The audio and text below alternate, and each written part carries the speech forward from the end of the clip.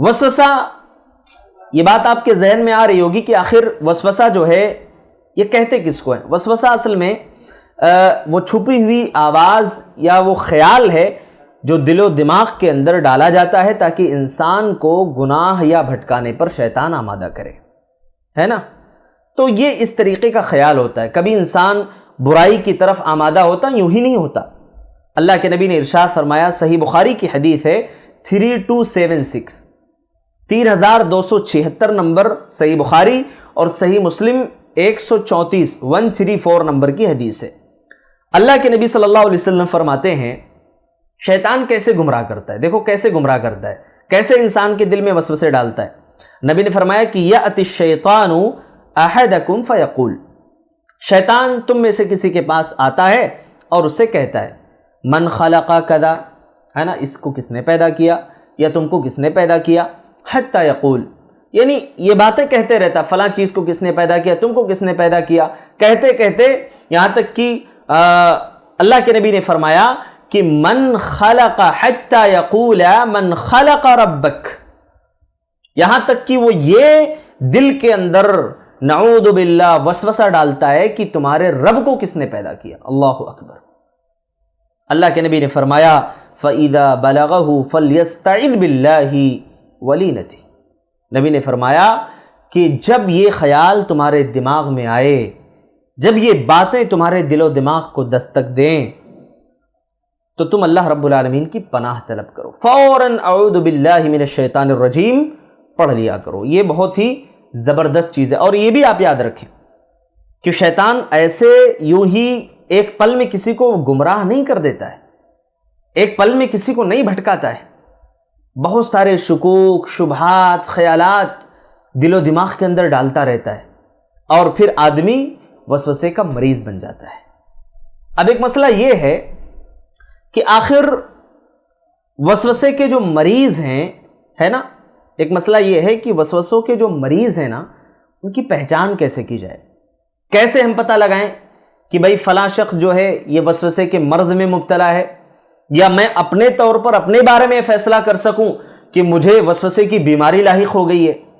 میں کیا کروں، کیسے پتہ چلے گا؟ تو 3-4 پوائنٹس اس سلسلے میں آپ کے سامنے رکھ دیتا ہوں کہ اس پر جو ہے اگر ہمارے دل میں کراہت پیدا ہوتی ہے نا، یا ہمارے دل میں کچھ عجیب سا محسوس ہوتا ہے تو ہم یہ سوچ لیں کہ ہاں ایسا ہے کہ شیطان ہمارے دل میں وسوسہ ڈالنے کی کوشش کر رہا ہے، یا شیطان ہمیں اپنے وسوسے کا شکار بنا رہا ہے. کیا ہے وہ؟ کبھی اتفاق سے سفر کرنا ہوا تو جیسے بہت سارے اپارٹمنٹس ہوتے ہیں، ہے نا، وہاں قالین بچھے ہوتے ہیں، ایک مصلی وہاں پر ہوتا ہے نماز پڑھنے والوں کے لیے، یا کہیں ہوٹل وغیرہ کے اندر قالین بچھے ہوتے ہیں، نمازیوں کے لیے ایک خاص جگہ جو ہے منتخب کر دی جاتی ہے، وہاں پر کبھی آپ نماز پڑھیں، ہاں وہاں نماز پڑھیں. اچھا بعض دفعہ ایسا بھی ہوتا ہے نا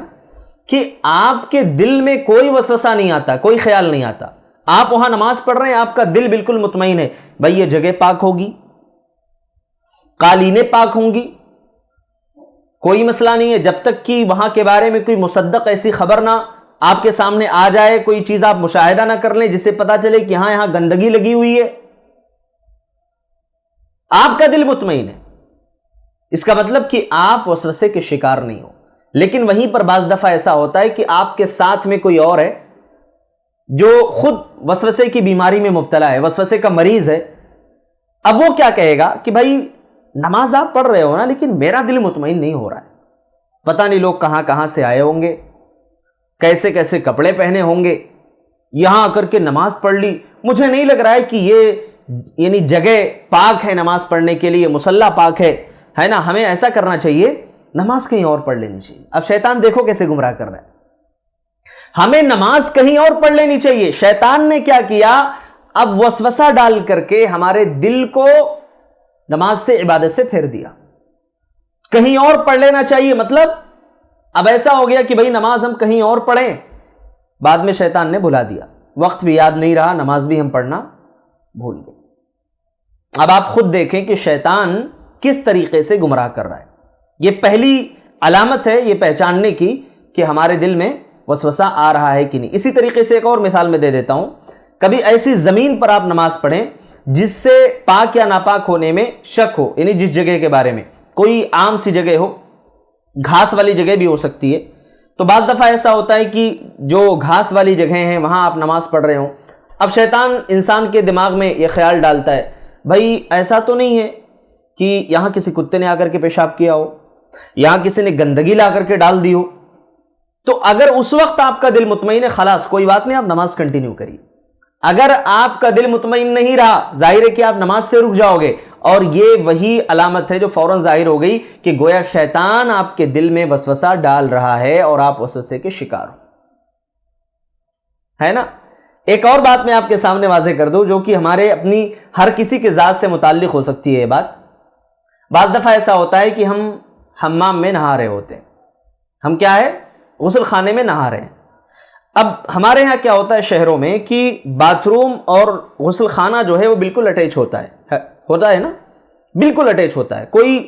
بہت زیادہ فاصلہ نہیں ہوتا۔ ہاں یہ ہو سکتا ہے کہ کہیں کشادہ ہو، کہیں تھوڑا سا تنگی کا معاملہ۔ اب وہاں نہانے کے بعد بعض دفعہ کپڑے پہنتے ہوئے کپڑا زمین پر لگ گیا، پانی کے کچھ قطرات اس میں لگ گئے۔ اب یہ خیال اور یہ بات دل و دماغ کے اندر آ سکتی ہے کہ بھائی یہاں تو باتھ روم ہے، ابھی اگرچہ میں نے غسل کیا ہے لیکن شیطان فوراً آ کر کے آپ کے دل پر حاوی ہونے کی اور وسوسہ ڈالنے کی کوشش کرے گا کہ آپ یہ کپڑا پہن رہے ہو، یاد رکھو پاک ہے کہ ناپاک، کیونکہ یہاں پانی لگ گیا اور یہاں بازو میں باتھ روم میں ہو سکتا ہے کہ اس کے قطرات آ کر کے پڑے ہوں، جبکہ حقیقت یہ بات ہوتی ہے کہ اس کے کوئی قطرات پیشاب کے یا کسی اور گندگی کے وہاں بالکل نہیں ہوتے ہیں، لیکن شیطان ہمارے دلوں میں خیالات ڈالتا ہی ڈالتا ہے۔ سمجھ رہے ہیں آپ؟ تو اگر اس طریقے کی چیزیں آپ کے ذہن و دماغ میں آئیں، میں کہہ رہا ہوں کہ اگر آپ عینی طور پر مشاہدہ کر لیں کہ یہاں گندگی لگی تھی، صفائی اس کی نہیں ہوئی، وہاں کپڑا لگ گیا، تب تو بالکل بات واضح ہو گئی کہ بھائی وہاں گندگی لگی ہوئی ہے۔ لیکن آپ نے نہایا، کئی بار پانی آپ نے بہایا یا کپڑے دھلے، پھر بھی خیال اگر آ رہا ہے تو اس کا مطلب یہ ہوا کہ شیطان آپ کے دل کے اوپر حاوی ہونے کی اور وسوسہ ڈالنے کی کوشش کر رہا ہے۔ اسی طرح رمضان میں کسی عذر پر آپ نے افطار کر لیا، جیسے آپ مسافر ہیں، اب مسافر کے لیے اللہ کے نبی صلی اللہ علیہ وسلم نے رخصت دی ہے، یا آپ بیمار ہو گئے، کوئی ایسی بیماری لاحق ہو گئی ہے نا۔ ہمارے ہاں دیکھیے علم کی اتنی کمی ہے نا، اتنی کمی ہے، اللہ رحم کا معاملہ کرے۔ بعض لوگ اتنے جذباتی مسلمان ہوتے ہیں، جیسے رمضان میں جو ہے اگر کوئی مسئلہ درپیش ہو گیا، بھائی ہو سکتا ہے انسان ہے، کوئی جسمانی تکلیف ہو سکتی ہے، بیماری ہو سکتی ہے، اب کیا ہوتا ہے نا، نہیں میں روزہ نہیں توڑ سکتا ہوں چاہے میری جان ہی کیوں نہ چلی جائے۔ یہ کون سی بات ہوئی بھائی؟ آپ مسافر ہیں، مسافر کے لیے عذر ہے، ٹھیک ہے، سفر میں ہیں، آپ بعد میں اپنا روزہ مکمل کر سکتے ہیں، جب اللہ تعالیٰ نے رخصت دے دی کوئی مسئلہ نہیں، لیکن اس وقت روزہ توڑتے ہوئے افطار کرتے ہوئے اگر کوئی خلش ہمارے دل و دماغ کے اندر محسوس ہوئی، اس کا مطلب کہ دیکھو شیطان شریعت کے رخصت کو قبول نہ کرنے کے لیے وسوسے ڈال رہا ہے کہ ہم شریعت کی اس رخصت کو قبول نہ کریں، اور ہمیں وہ پھیرنے کی کوشش کرتا ہے قرآن و حدیث سے۔ اسی طریقے سے کسی عذر کی بنیاد پر آپ اگر بیٹھ کر کے نماز پڑھ رہے ہیں تو بعض لوگ بولتے ہیں دیکھو نماز کھڑے ہو کر کے پڑھنا چاہیے، ہے نا، بالکل کھڑے ہو کر کے پڑھنا ہے اگر کوئی عذر نہیں ہے تو۔ لیکن شیطان پھر وسوسے کیا ڈالتا ہے، نہیں نماز اگر کھڑے ہو کر کے پڑھو، بیٹھ کر کے پڑھو گے دیکھو اچھا نہیں لگ رہا ہے نا، کھڑے ہو کر کے ہی تمہیں نماز پڑھنی چاہیے تھی۔ یعنی اس رخصت کو